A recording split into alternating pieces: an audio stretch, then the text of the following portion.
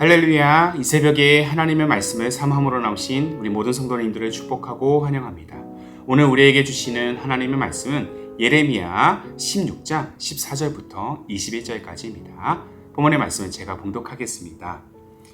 여호와의 말씀이니라. 그러나 보라, 날이 이르리니 다시는 이스라엘 자손을 애굽 땅에서 인도하여 내신 여호와께서 살아계심을 두고 맹세하지 아니하고 이스라엘 자손을 북방 땅과 그 쫓겨났던 모든 나라에서 인도하여 내신 여호와께서 살아계심을 두고 맹세하리라. 내가 그들을 그들의 조상들에게 준 그들의 땅으로 인도하여 드리리라. 여호와의 말씀이니라.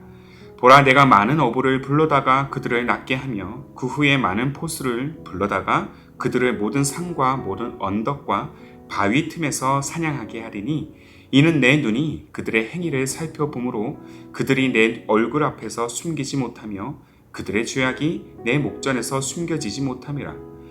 내가 우선 그들의 악과 죄를 배나 갚을 것은 그들이 그 미운 물건의 시체로 내 땅을 더럽히며 그들의 가증한 것으로 내 기업에 가득하게 하였음이라. 여호와 나의 힘, 나의 요새, 환난 날의 피난처시여, 민족들이 땅끝에서 주께 이르러 말하기를 우리 조상들의 계승한 바는 허망하고 거짓되고 무익한 것뿐이라. 사람이 어찌 신 아닌 것을 자기의 신으로 삼겠나이까 하리이다. 여호와께서 이르시되, 보라, 이번에 그들에게 내 손과 내 능력을 알려서 그들로 내 이름이 여호와인 줄 알게 하리라. 아멘.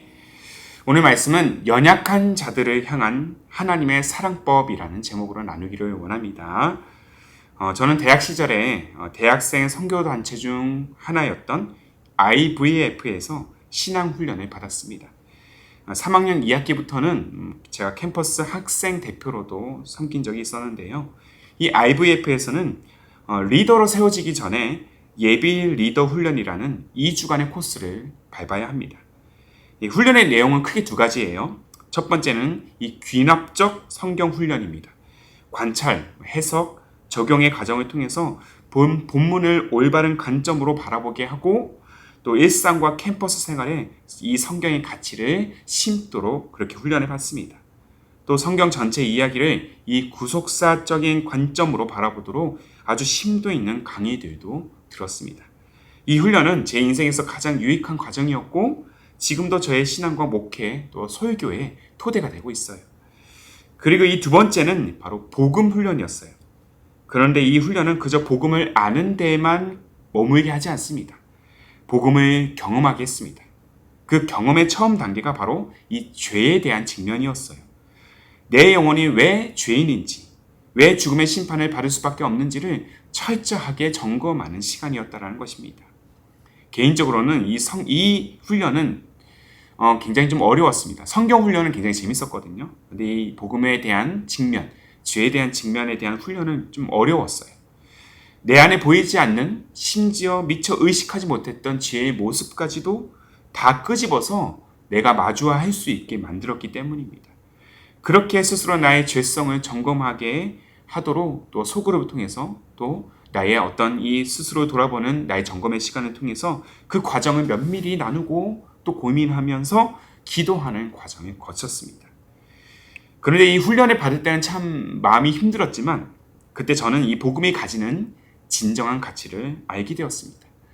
내 자신이 부정할 수 없는 꼼짝 못할 죄인이라는 사실을 알게 되니까 예수 그리스도의 십자가가 정말 놀라운 은혜로 제게 다가왔습니다. 십자가가 선사한 은혜와 사랑의 가치가 얼마나 위대한지를 알고 나니까 내가 하나님의 자녀가 되었다는 사실 또한 그것이 기적이고 또한 감사였다는 것이죠. 제 일생 중에 이 2주간의 시간, 이 여정은 매우 짤막한 시간이었지만 그 시간은 연약했던 저의 신앙의 지반이 이 복음이란 봄비로 단단해졌고 지금까지도 저의 신앙과 목회 여정에 적지 않은 영향을 주고 있습니다. 때때로 우리 신앙은 평안만을 원할 때가 있습니다. 그저 아무런 고난과 어려움 없이 신앙생활을 이어가기를 원한다는 것이죠. 그러나 이러한 생각과 마음이라는 것은 우리 영혼을 연약하게 만들고 또한 시험과 유혹에 쉽게 넘어가게 만듭니다. 하나님께서 우리에게 고난과 그 어려움, 더 나아가 이 징계를 허락하시는 이유는 바로 시험과 유혹으로 분산된 나의 시선과 마음을 다시 하나님께로, 자신에게로 고정시키기 원하시기 때문이에요. 그러므로 하나님의 심판, 또 하나님의 징계는 우리를 멸하기 위한 목적이 아니라 우리를 더 단단한 믿음을 가진 자로, 또한 시험과 유혹에 흔들리지 않고 오직 하나님만 향하도록 이끄는 하나님의 사랑의 매화도 같습니다. 사랑하는 성도 여러분, 구원의 여정이라는 것은 사실 하나님의 징계라는 훈련의 과정을 반드시 지나야만 합니다.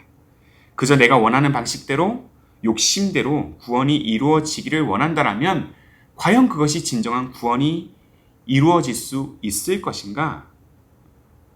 구원의 진정한 의미라는 것은요, 내가 얼마나 많은 죄를 범하는 존재인지, 얼마나 쉽게 시험과 유혹에 빠지는 존재인지, 얼마나 내가 하나님처럼 되고자 하는 교만한 존재인지를 아는 것에서부터 시작됩니다.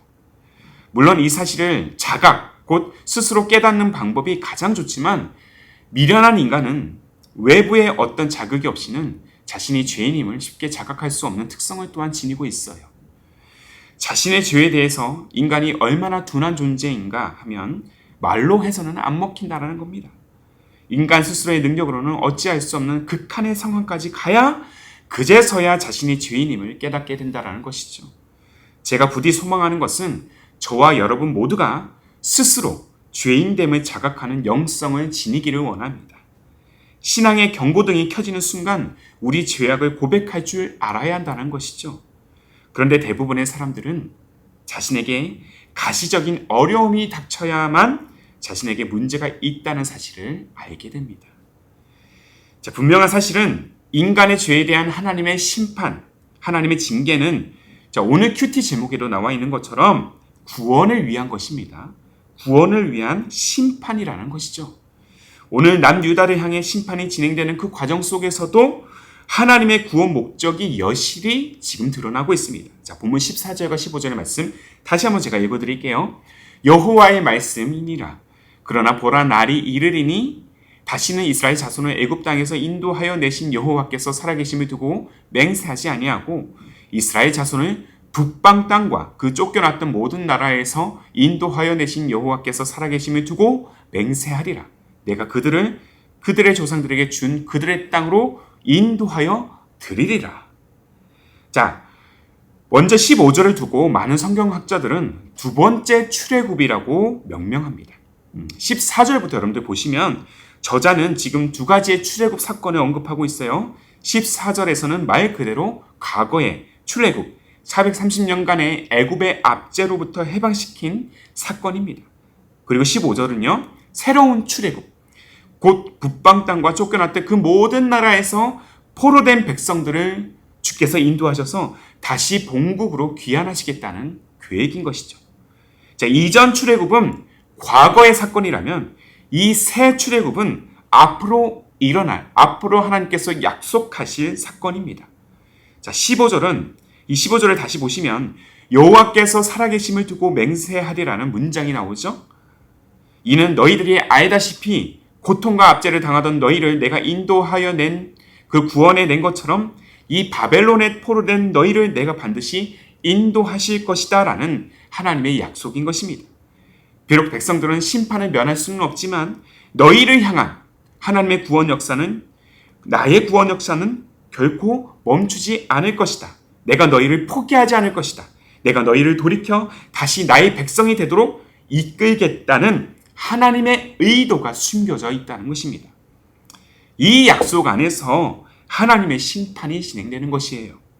하나님은 심판을 통해서 오직 하나님께만 구원에 대한 소망이 있다는 사실을 깨닫게 하시고, 또한 이 훈련과 연단, 더불어 회개의 과정을 통해서 시험과 유혹에 흔들리는 그 연약함을 넘어 단단한 믿음으로 자신에게 나아오기를 원하셨던 것입니다. 이것이 바로 연약한 자들을 향한 하나님의 사랑법이에요. 자, 진짜 부모는 자녀의 연약함을 방관하지 않습니다. 연약함을 이겨내도록 때때로 강하게 훈련시킬 수 있어야 합니다. 잘못된 행동은 잘못됐다고 분명히 가르쳐야 합니다. 그래야 자녀가 올바른 인성, 단단한 내면의 소유자로 그렇게 온전히 성장할 수 있기 때문이에요. 사실 아이가 원하는 대로만 해준다면 무엇이 옳고 무엇이 그른지를 판단하지 못하는 결과를 초래할 위험이 큽니다. 자, 우리 신앙을 향한 하나님의 방식도 마찬가지입니다. 하나님께서 정말 우리를 사랑하시기 때문에 우리가 죄인이라는 사실을 분명히 알게 하십니다.